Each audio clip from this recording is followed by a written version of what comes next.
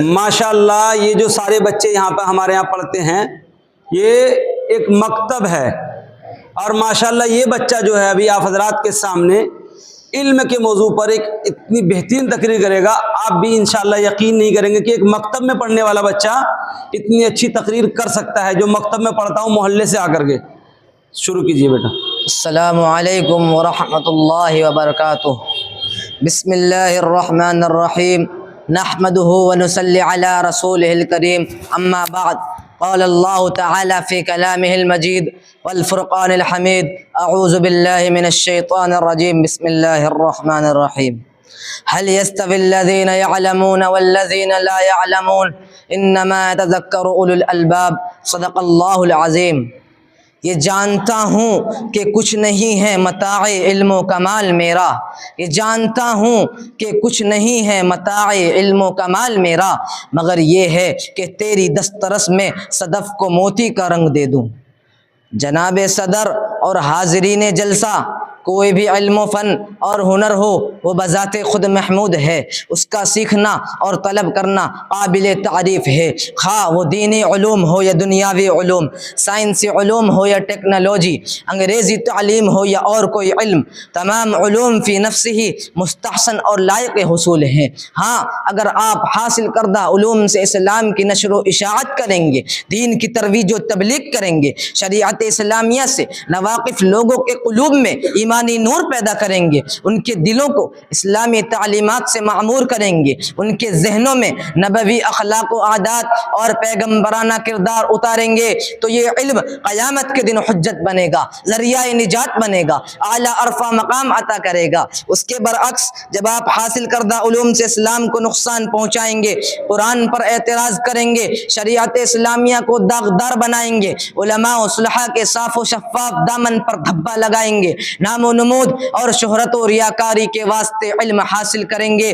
تو یہ علم آپ کے لیے وبال جان بن جائے گا، ذلت و رسوائی کا سامنا بن جائے گا۔ برادران اسلام، علم ایک روشنی ہے، صرف طریقہ استعمال کا فرق ہے۔ اگر حاصل کردہ علوم سے اسلام کی نشر و اشاعت کریں گے، اگر حاصل کردہ علوم کو کار خیر میں لگائیں گے تو باعث خیر بن جائے گا، اور اگر کار شر میں لگائیں گے تو باعث شر بن جائے گا۔ لہذا حصول علم کے اندر خیر بھی ہے اور شر بھی، علم رحمت خداوندی کا ذریعہ بھی ہے اور غضب الہی کا سبب بھی۔ اس لیے آپ شوق سے اپنے بچوں کو اسکولوں میں پڑھائیں، کالجوں میں ایڈمیشن دلوائیں، ڈاکٹر و انجینئر بنائیں، گریجویشن کرائیں، بڑی بڑی ڈگریاں دلوائیں، اس پر کوئی اشکال نہیں، آپ کو سب کچھ کرنے کی اجازت ہے۔ خوب کمائیں، خوب ترقی کریں، علوم و فنون میں مہارت پیدا کریں، مگر اکبر الہ آبادی کا پیغام ذہنوں میں رکھیں۔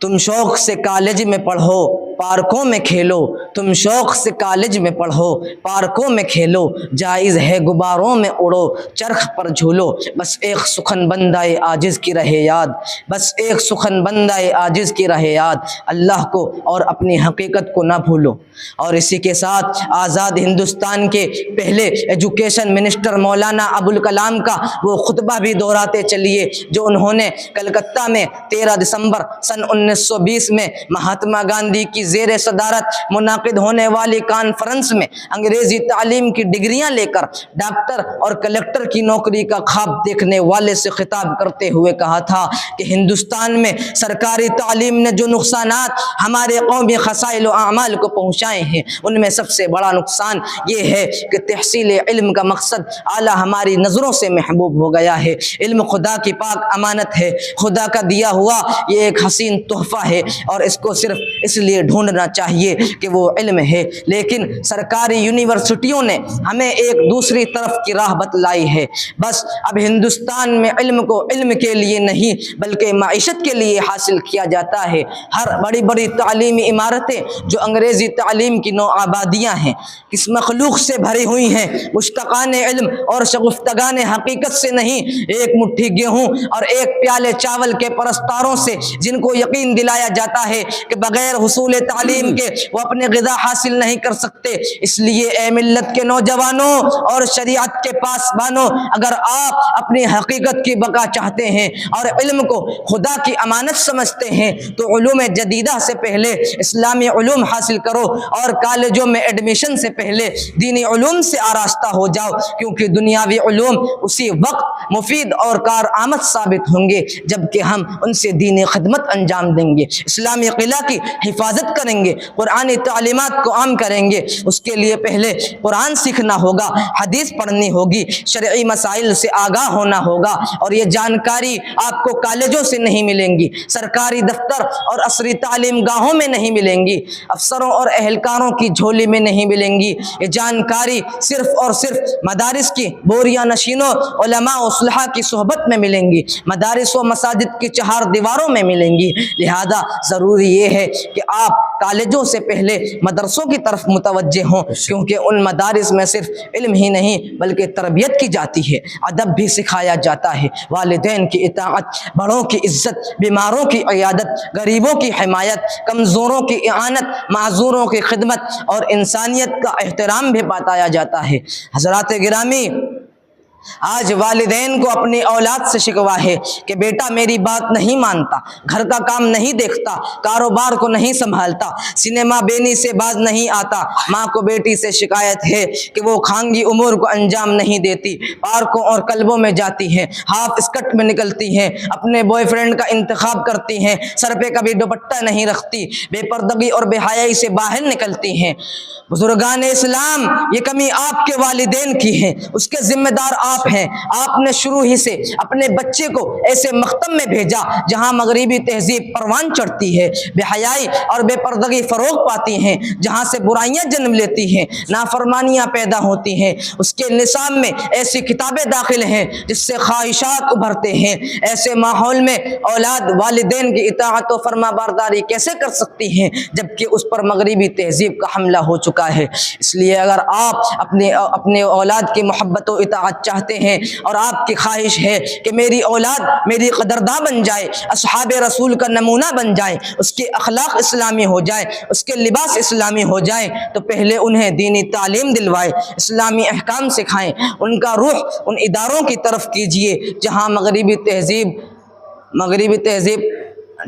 ان کا رخ ان اداروں کی طرف کیجئے جہاں والدین کی اطاعت سکھائی جاتی ہے، وبالوالدین احسانا کا درس دیا جاتا ہے، ولا تقل لهما اف ولا تنهرهما وقل لهما قولا کریما کا حکم بتایا جاتا ہے۔ برادران اسلام، وہ علم جو انسان کو مسجد الملائکہ بناتا ہے، وہ علم جو انسان کو فرشتوں سے افضل اور بہتر بناتا ہے، وہ علم جو عفت و پاک دامنی کی تلقین کرتا ہے، حق گوئی و راست بازی کی دعوت دیتا ہے، دروغ گوئی و کس بیانی کی مذمت کرتا ہے، آخرت کی ابدی و سرمدی کامیابی کی ضمانت دیتا ہے۔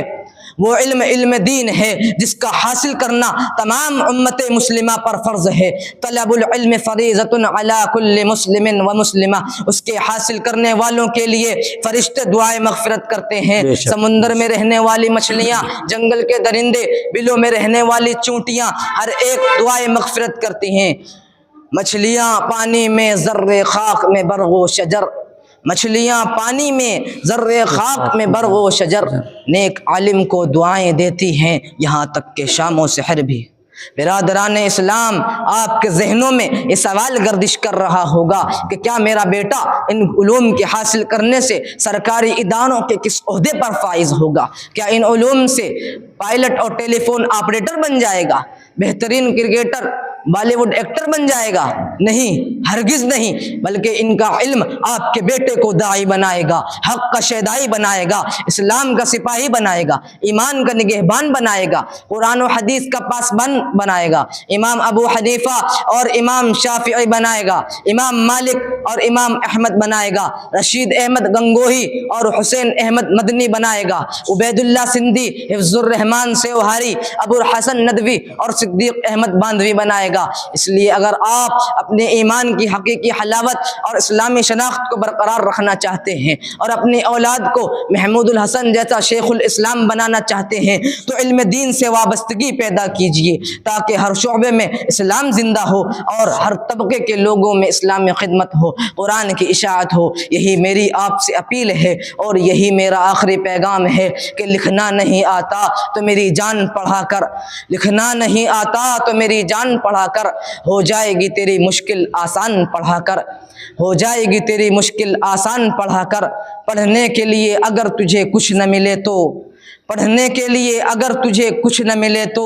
چہروں پہ لکھے درد کے عنوان پڑھا کر، لا ریب تیری روح کو تسکین ملے گی، لا ریب تیری روح کو تسکین ملے گی، تو قرب کے لمحات میں قرآن پڑھا کر۔ آ جائے گا اقبال تجھے بھی جینے کا قرینہ، آ جائے گا اقبال تجھے بھی جینے کا قرینہ، تو سرور کونین کے فرمان پڑھا کر۔ وآخر سبحان اللہ، دعوانا ماشاء اللہ، الحمدللہ ماشاء رب اللہ، العالمین۔ بہت خوب، السلام علیکم ورحمۃ اللہ۔ بہت خوب، بہت خوب، ماشاء اللہ۔